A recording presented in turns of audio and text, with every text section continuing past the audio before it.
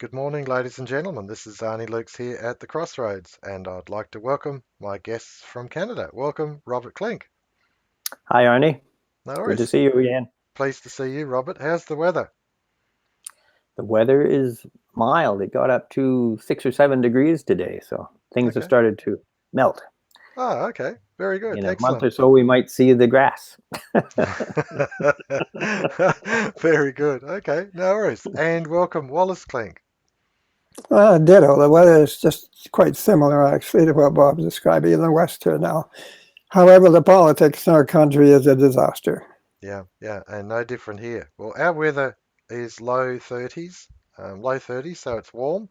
And I'm actually preparing soil to do the autumn plant out. So because it has been cool, but it is just sort of shouldering the higher 20s or low 30s this coming week. So yes, interesting the variability, if you like. Our economy too is suffering under our leadership. We've had an entire deconstruction. Last week I made mention the last of the car manufacturers' showrooms. I think there's still one brand, but at least the last that was in Adelaide, their showrooms have now shut down, so they're not even rebadging foreign cars. It really is an admission of deconstruction of our economy. And I want to cut across to some websites because I think it's quite important that our viewers actually take into account future plans. Now, the first article is on the BBC, from the BBC, British Broadcasting Corporation, and it's in regard to trials that are being conducted around the world, including Australia, of carbon currency, of actually issuing a carbon currency, a certain amount of carbon rationing to individuals, and how they can actually monitor or be mindful of their carbon footprint. And it's fascinating because I guess in the end, this carbon rationing is the proposal for a new financial system. And how would you bring about a new financial system across the whole world? And this is what I think we need to actually consider today. The next article, Pepe Escobar, is talking about the coronavirus in China, and he's actually looking at the origins of it coming from America. And this is what he's presenting in his article. And he's an apologist for China, don't get me wrong. He is an apologist for this communist regime. And he's just essentially saying that China's response has been breathtaking in what it's actually doing in regard to the virus outbreak. And I think that that's quite important to consider, that basically half of the Chinese economy is shut down. And the ramifications of this are quite profound because in Australia, our supermarket shelves are emptying. And I'm just wondering how things are going across the other side of the Pacific. Robert Klinck. Well, I haven't noticed that the store shelves are emptying, but I'm certain that a lot of manufacturers are getting very nervous because they're soon going to be running out of parts, if they haven't already, for their uh, manufacturing programs. Mhm. So much of this production now comes from China. Made in China is on virtually every product that we see in our country now. So Mhm. Mhm. the shutting down of the economy of China, I think, must have quite quickly enormous repercussions for the world economy. And I wonder if this is not the precursor of the next Great Depression, something comparable to what was experienced in the 1930s, because I don't know how they're going to even restart the thing after the shutting down that's been going on. Mhm. And we have an additional problem in Canada now, in that our rail system has been essentially closed down because of native grievances about the plans to construct a gas pipeline, I think, in the Western province in British Columbia. And it's a really strange situation because the elected chiefs all approved of this project, but some of the hereditary chiefs have said, no, we don't want this on our land. So you've got a conflict within the native community itself, but there are demonstrators across the country who have gone on to bridges and gone on to rail lines and prevented the movement of traffic. And it's really creating a deadlock for much economic activity. Mm-hmm. It's one of these problems that has been chronic. It seems as if every country is given a number of chronic problems that go on decade after decade, and everybody says that they are terrible and need to be dealt with in a priority manner, but nothing really is accomplished. And these are just problems that are perpetuated in order to provide an excuse for government intervention and for more social control. Yeah. Yeah, no, that's an interesting summary, Robert, because in Australia we certainly have a mirror copy of those very situations. Our industry has been completely decimated, and really the only two industries left of any sort of note is the home building for immigration. Because of expanding immigration, something like 200,000 a year come into Australia, so they have to be housed. And the other industry of note is the university education. And of course, the just mentioned with this coronavirus, there's something like 100,000 students are still overseas. 100,000 students are still overseas. I mean, how many students do we have? How many do we have coming in? And what the dickens is going on? And the ramifications, of course, of shutting down the Chinese economy because of a virus outbreak is that what does this mean when these students come back? Does this mean that Australia has got to prepare to essentially shut down a state of quarantine because of the problems that are actually almost look like they're fabricated overseas? Anyway, your thoughts, Wally Klinck. Well, there's no doubt in my mind that this is a form of, shall we say, industrial action of Marxist origins. Our Prime Minister has said that, actually he has said that this is a post-millennial society era that we're moving into. And he made it quite clear on one occasion that he was going to get rid of the European settler class in this country. In other words, going to make them no longer the dominating, the dominant social and economic factor here. So, I mean, it's pretty obvious that he's very ideological. He wants, here we are in this state where they've actually shut down the Canadian National Railway. They've shut it down. Mm-hmm. And he said, well, this problem goes back a long way. And, we have to dialogue. But now he's getting so much flack. I mean, you're really flack. That he's saying, well, because there's an injunction. There is a court injunction. And he is saying that it will have to be brought into effect. But you see, it's just dialectics. You push as hard as you can, and then you run into difficulties, objections, and you back off. Mm-hmm. And as soon as people let their guard down, then you move ahead to the next stage. Yeah. And it's the dialectical approach to revolution. That's what it appears to be. Yeah. As Lenin said, 2 steps forward, 1 step back. Yeah. Back and forth, but every movement forward takes you a little bit more along the path toward the Marxist organization of society. Yeah. I'm going to cut it. Okay, go, Wally. I'll just get a website ready. Well, I was just going to say, I think actually he said 1 step forward, 2 steps back. But I think that it means the same thing. It's a matter of... Well, that's not progress, is it? No, it is. It is 2 steps forward, Wally. I'm sure of it. 2 steps forward and 1 step back. They always take a step back, but then they take 2 steps forward. So it's always a progress. Practically, that's what it amounts to. That's right. It's a matter of just whittling away at the system. Yeah. Yeah. I've got on their websites. I've got a book on brainwashing, the ultimate weapon. There it is. There. I'm just going to cut across and give you an idea of it. It's over here on the left under training. You can see the mouse and brainwashing. I'll just click on it and bring it up.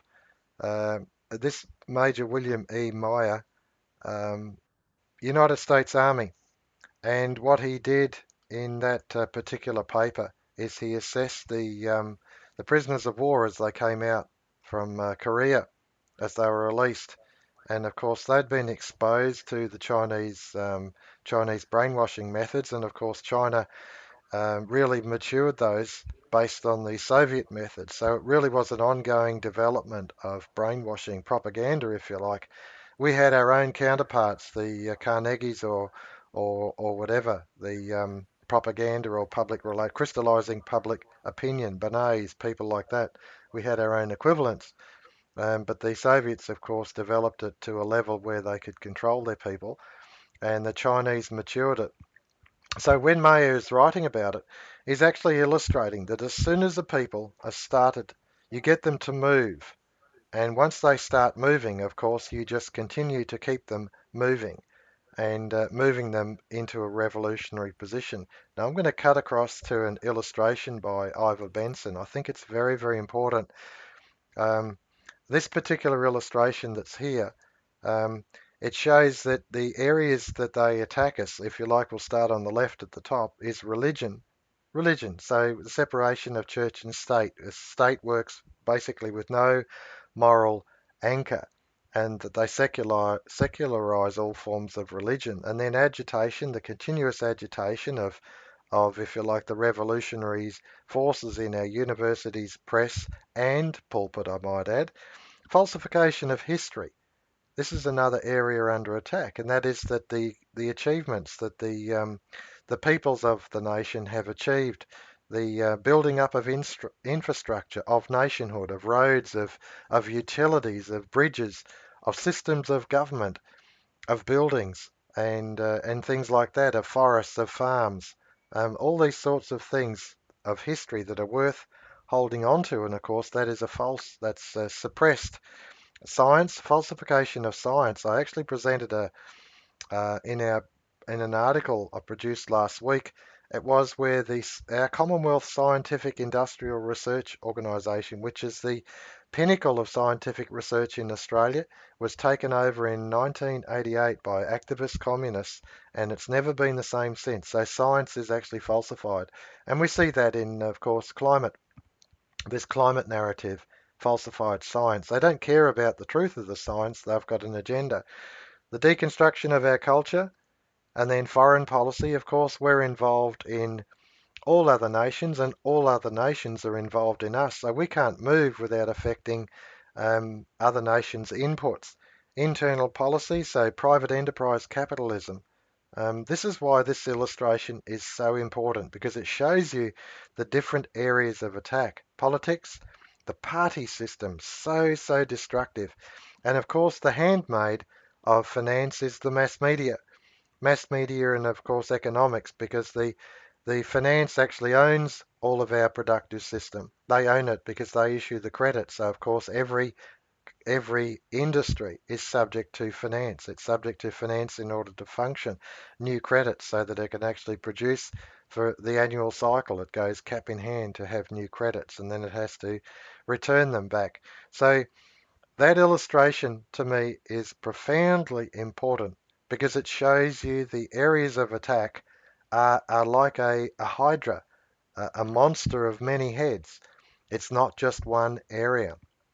So with the likes of the Canadian railway lines being shut down, it is part of the problem, and it's an unresolved problem, a long-standing problem of the native people, the original inhabitants in Canada. We have exactly the same unresolved issues in Australia, and it's tearing Australia apart. No doubt it's tearing Canada apart. Your thoughts, Robert Klinck? Well, I think the natives, unfortunately, are being used as a tool by revolutionary interests. The problem is that few people recognize that the leaders of the revolutionary interests are actually in the field of finance, Hmm. because finance uh, wants to maintain its control over society, which it has by virtue of the fact that it creates the money that allows things to be done in society. Hmm. And therefore, their goal is constantly to centralize power, centralize administration. Because if administration is decentralized, then opposition to their programs could become effective. Hmm. And this is why there is a constant pressure toward world government, toward centralization of all things, toward the uh, elimination of smaller political units, amalgamation into larger, constant amalgamation into larger ones, with treaties that remove the capacity for national initiative. It's going on all the time, and the uh, the financial interests are behind it. A lot of people think, well, if finance is interested in uh, business and enterprise, but they have an overriding interest, and that is in maintaining their control. And in order to do that, in order to safeguard it, they have to constantly centralize and constantly uh, draw power away from local authorities, and put it in remote locations where uh, individuals have no influence whatsoever. So it's a way of disenfranchising the population, and it seems almost to be reaching a culmination point. Mm. But fortunately, there is a backlash. I mean, they've pushed things so far that a lot of people seem to be waking up to the fact that something strange is going on, especially with some of the this business about transsexual and that sort of thing. Hmm. And so we're in a dramatic period of history right now, where Mm. this conflict, which has been going on for centuries, might come to some kind of a well, I doubt if it'll be a resolution, because the temptations of power will always exist, political power. Hmm. So people will always be trying to seize it. Some interests will be trying to seize it and consolidate it. But perhaps there will be sufficient resistance generated that it will be uh, thrown back in its program for a time. And if people can become conscious of the fact that this is a constant in human relations, which they used to be, the Americans, certainly in the early days of their republic, were aware of the uh, temptations of centralized power, and it's also incorporated in British constitutionalism. Hmm. Power corrupts, absolute power corrupts absolutely. Then, well, if people could become conscious of this constant in human relations, then we might be able to save ourselves from the fate that the financial powers seem to have planned for us.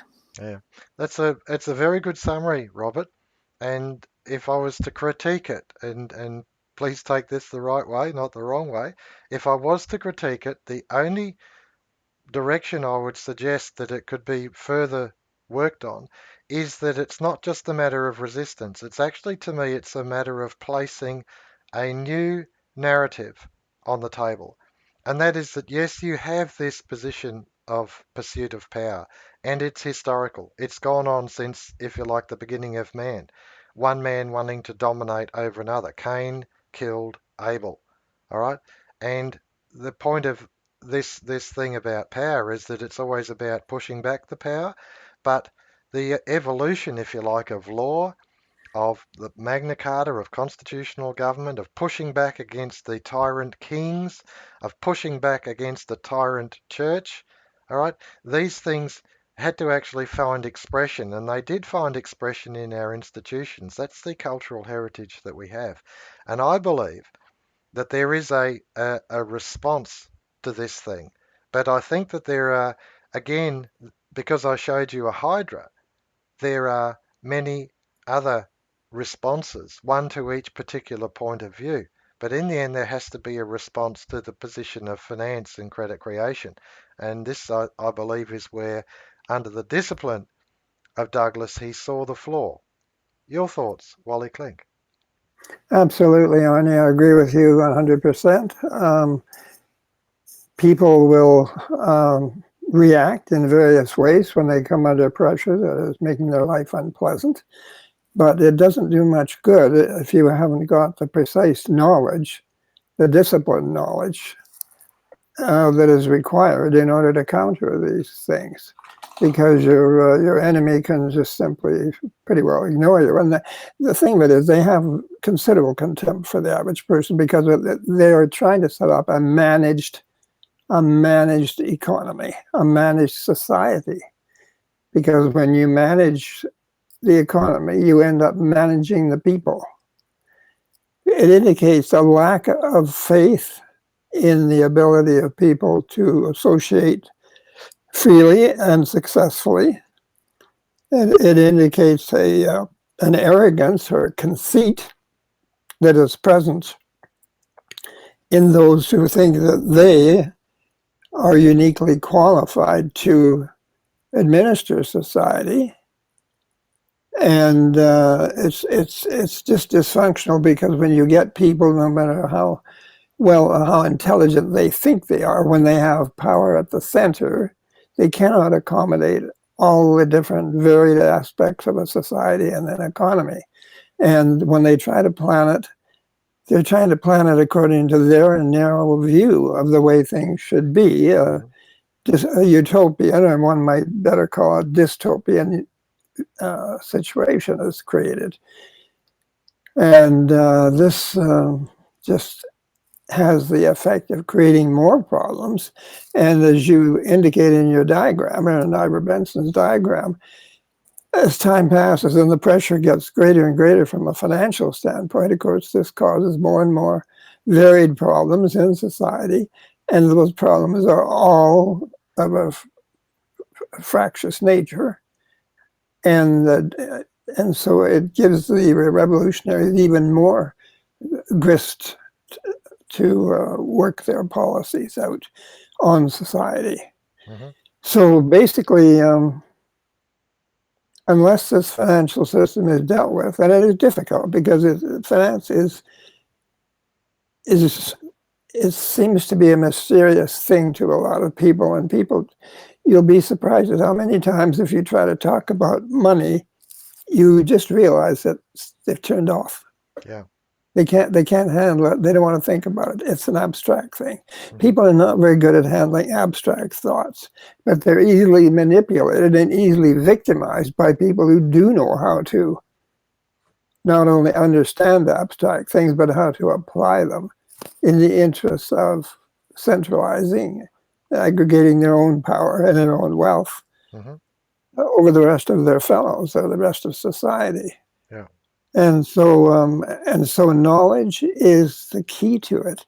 But there's been a tremendous tendency in more recent decades to ignore, as you said, the foundations of our civilization, our cultural heritage, the knowledge that we have accumulated through past experience, sometimes the hard way, but ways we've discovered to make things easier for ourselves mm-hmm. and to make a better standard of living for ourselves and a freer society.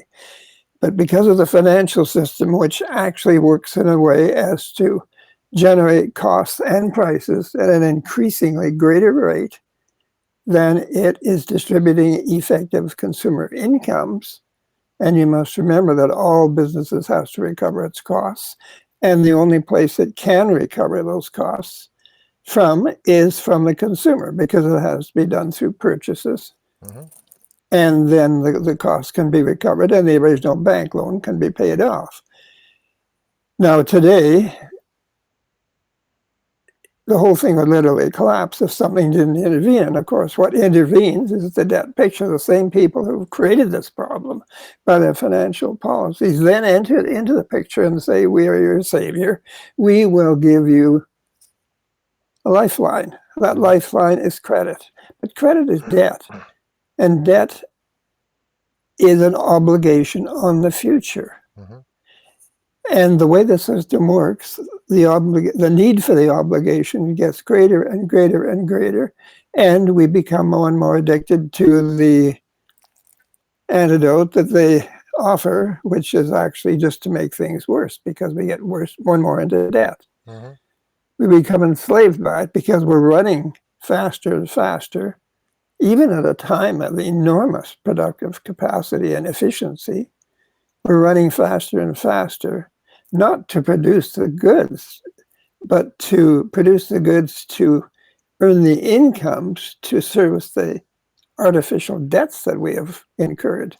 That's right. And it's a very, very subtle sort of thing, and most people don't see it. People go to work, they come back, they go to work, they go to work, they come back, they do their thing. They don't really understand the mechanism, what is actually happening. Mm-hmm. And so they're victims Mm-hmm. because they're victims of a lack of knowledge and understanding. And believe me, the academic institutions have done nothing to address the central problem, which is the financial system, because it fails to distribute enough purchasing power at the consumer end. And the whole purpose of production is consumption. That's If you right. don't serve, if you don't arm consumers with adequate purchasing power, you are frustrating the purpose of production. That's right. And of course, that means that production itself eventually does suffer. And if it goes on long enough because of this overhead of debt and this collapses, then all of the whole industrial or productive system suffers because they go into bankruptcy. They can't recover their costs. That's right. And they That's let it go to a certain stage, and then they activate the whole debt thing again after they've liquidated a lot of debts through foreclosures and so on. Or they start another war and really set you up for enormous debts, which they have done in the past. yeah. And so you see, it's just a one-way street. Mm-hmm. You can't escape from it unless you have the knowledge of what to do to alter the system, Yeah. to make it self-liquidating, Yeah. and to facilitate consumption in a way that allows the product that you have created for it, obviously for the consumption of the goods, allows them to be claimed and used by the consumer. Yeah. You're constipating the system. You're blocking it up. And if you do that, you end up with serious health problems. Yeah. Exactly right, Wally. I visualized three things that I think are, to me, worth putting on the table. The first is universities. Now, universities have got basically open slather to create debt on behalf of the students. They've got open slather. So in Australia, 100,000 university students are still overseas because of this virus. 100,000. Now, you look at that and you say, well, okay, all of those are a source of debt, if you like, or income for the universities, but debt for the students. All right. But the fact is that at the completion of each year, the work is done. The buildings are still there. The learning has been transferred across to the student, and so the debt should be redeemed. But in actual fact, the student takes that debt further into their working career so that they can actually Mm-hmm. pay the debt off, even though physically their education has been completed. I then think of, Right. say, housing. When you shift into your home, you don't shift into an empty block of land. You shift into a completed home. The physical cost of building the home is completed. And yet you That's will right. be working the economic system for the best part of the rest of your life to pay back something that's already completed. Physically, it is done. The third illustration is a car. These are significant purchases. A car. You don't buy the promise of a car, you actually buy the physical car. There it is, it's off the production line in the showroom, and you buy it. And you take possession of it. It's a finished product. Yet the debt goes on and on. And this is the phenomena that is, if you like, most people can't conceive of. They can't recognize that the actual issue of debt against something that's already completed and you having to work in the future to pay it off. But that's actually what's going on, to the point now where the world's debt past the trillions, whatever it is, it's a quad thing. It's past try, it's past three. It's into quad millions. It's just, what is it? The numbers are longer than telephone numbers. This is the debt, and that's the issue of new credits through in the form of a debt. We are, believe it or not, we've only just touched this. We're already at 30 minutes. This is crazy how quickly today has gone. Robert Klinck, please, your best at summary and closing comments. Thank you. Well, I appreciate and I'm grateful for your critique of what I said, Arnie, because you're quite right. I was saying that we need a resistance to this pressure for centralization, and we do need that. But if all we do is resist it in conventional ways, which basically means adopting sort of a conservative attitude toward things, then we're just fighting a rearguard action against all this revolutionary pressure. And in the long run, we're going to lose because we don't have anything positive to offer. And this is why it is important that we recognize that the debate has been framed for us, and the terms are all pre-delivered, and they're intended to prevent us from thinking originally about the problems we're facing. So what is needed is a true thinking outside the box, as the expression goes. And it's very hard to do this because you just won't find it in the media or in the educational institutions, because they are all responsive to control by the money power, and therefore we think of the professors at university as being independent experts, but in fact they're not. They're trying almost to a man to preserve their academic positions, and if they speak in a way that doesn't satisfy the aspirations of the money power, then they're very likely going to be forced out. So there is no freedom even in the academic world. It's a system of control that permeates every aspect of society. Now, C.H. Douglas, the founder of social credit, offered original analysis of the fundamental aspects of economics, and he did this in a way that was really revolutionary in itself, and cast light on what economics is really all about.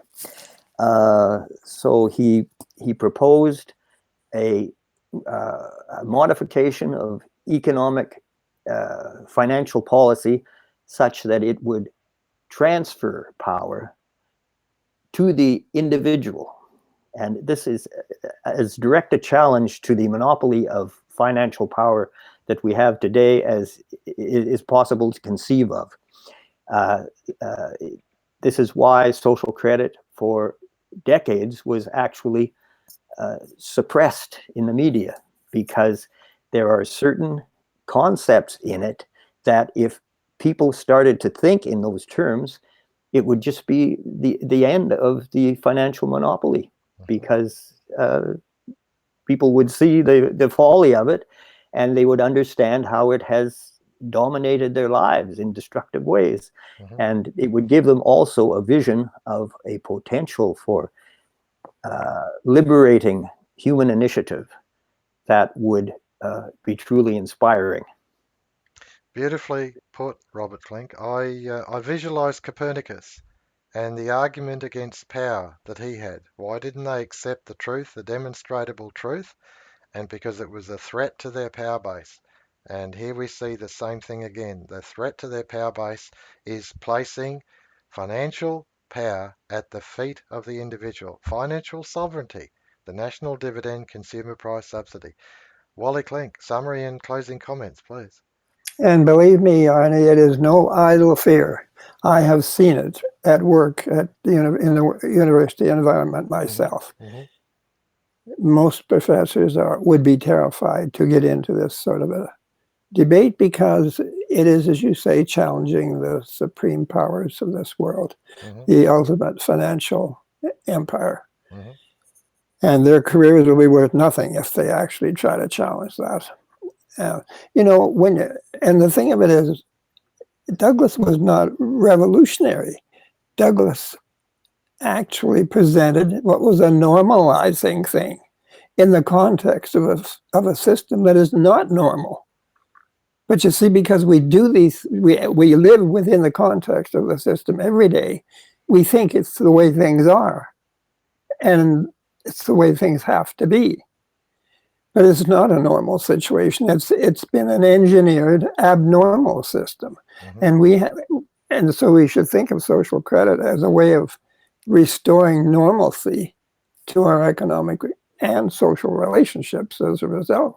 You know, if you jump into quicksand and you struggle, you know where you're going to go. You're just going to speed the rate at which your demise is coming. Because if you don't have some kind of a way out of that quicksand, if you don't have some branch or something that you can grasp to get out of, if you don't have some knowledge that would allow you to get out of it, your fate is determined.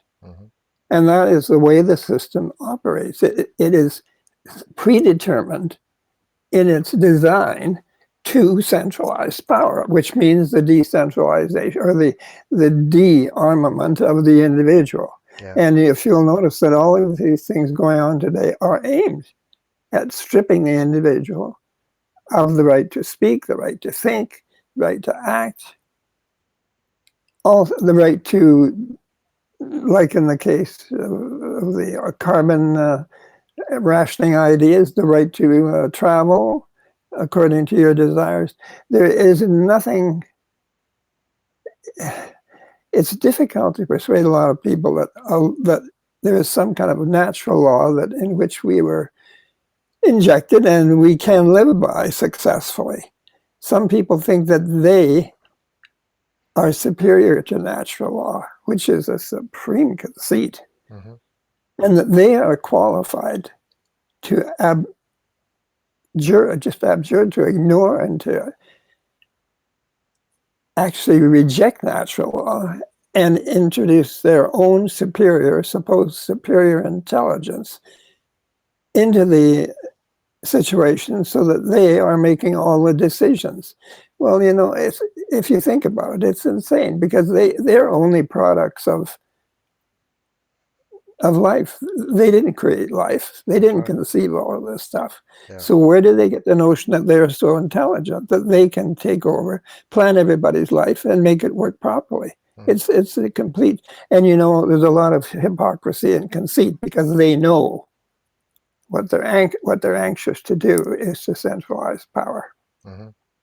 That's what they're trying to do. That's what they're doing. That's right. In the end, that's what this is all about. Carbon rationing. The deconstruction of our industry, the shutting down of, in the case of the railway lines, we've got the same with water. Our water is being basically rationed. Our electricity is no different, and there it is, the essential deconstruction of the West from all these facets. This hydra of many heads coming at us in order to deconstruct us. So yes, it is not static.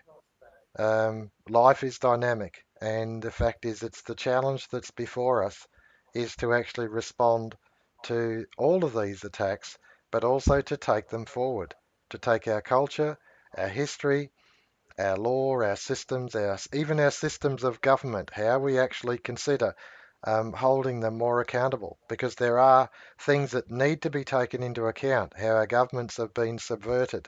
There are so many areas that we need to respond, but the heart of it, the core of the matter is currently the power that finance has over every discipline, every government, every level of authority, including the individual. Yes, Arnie, yeah. And when the consumer is not dictating the policy of production, you end up with a static economy because it's a planned economy which can't possibly accommodate than the desires of the consumers at large. Excellent. Good summary. Thank you so much, Robert and Wally Klinck. It's been a very, very thoughtful and forum, and I know we've gone quite deep, but I believe we've turned a light on. There's every likelihood that thinking people who listen to this can actually have an aha moment. That's our hope and our prayer.